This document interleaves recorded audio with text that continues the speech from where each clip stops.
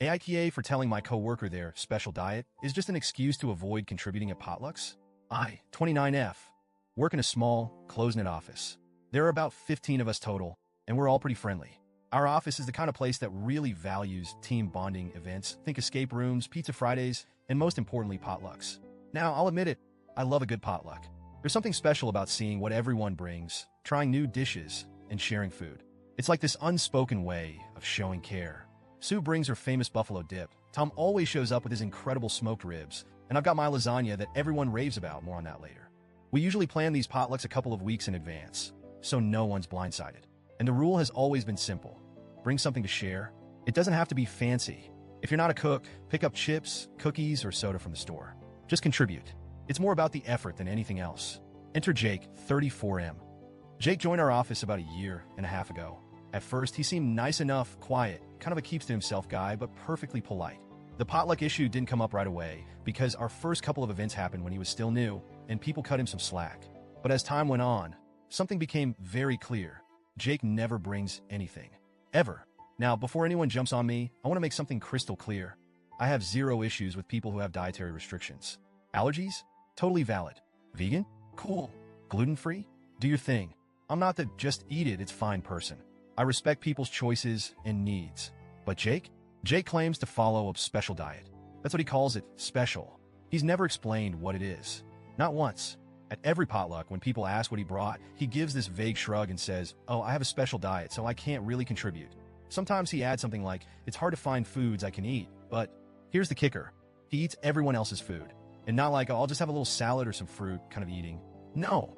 Jake goes all in. He'll pile his plate high with wings, casseroles, pasta, sandwiches, you name it. Foods that don't seem to fit into any obvious dietary restrictions.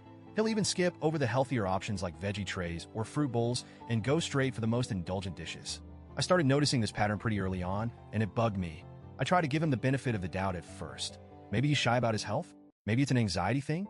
But it's been a year and a half, and at this point, it feels less like a special diet and more like a special excuse. Last week, we had our quarterly potluck, and I decided to go all out. I made my lasagna, both a classic meat version and a vegetarian one, because a couple of coworkers don't eat meat. I don't want to toot my own horn, but I perfected this recipe over years. It's one of those dishes that people ask for at every event. I stayed up late the night before prepping it, layering the noodles, sauce, and cheese, and I felt good about it. I even packed the trays in cute thermal bags to keep them warm. The day of the potluck, the break room was buzzing with energy. Sue brought her buffalo dip, Tom had his ribs, and someone else picked up a giant Costco cake. Everyone was chatting and complimenting each other's dishes as we set up the food table.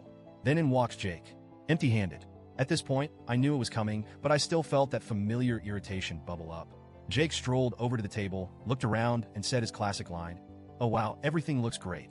I'll see what fits my diet." I watched as he picked up a plate and went straight for my lasagna. Both trays. Now, I'm not exaggerating when I say he took a huge portion. Like the kind of portion that makes you wince because you know someone else isn't going to get a chance to try it.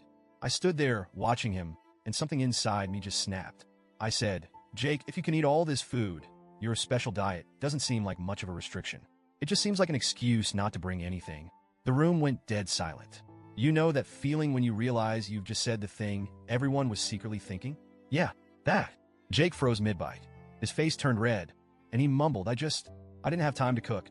I shot back, "That's fine, but you could have picked up something simple. Chips? Soda? It's not about the cooking. It's about contributing."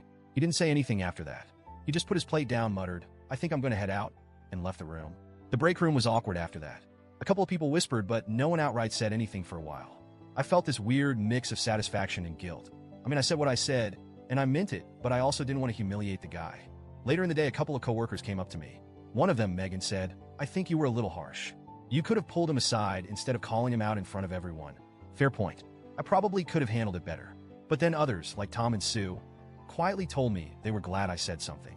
Apparently, I wasn't the only one who'd noticed Jake's freeloading.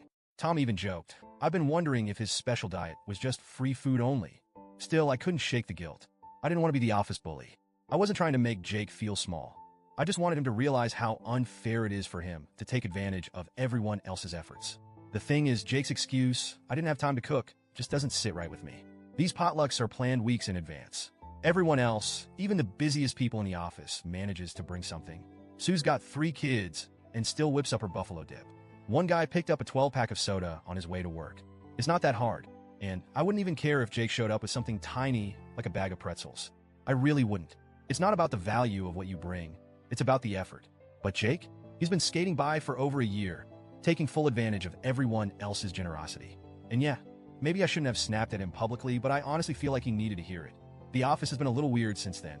Jake didn't show up for the last couple of days, and I've been wondering if I owe him an apology. On one hand, I think I could have handled the situation more tactfully. I'm not proud of embarrassing him. But on the other hand, I stand by what I said. Potlucks are about sharing, and it's not fair for one person to take without giving. It's basic courtesy. So, Reddit, AITA for calling out Jake in front of everyone? Should I have spoken to him privately instead? Or was I justified in saying something, given how long this has been going on?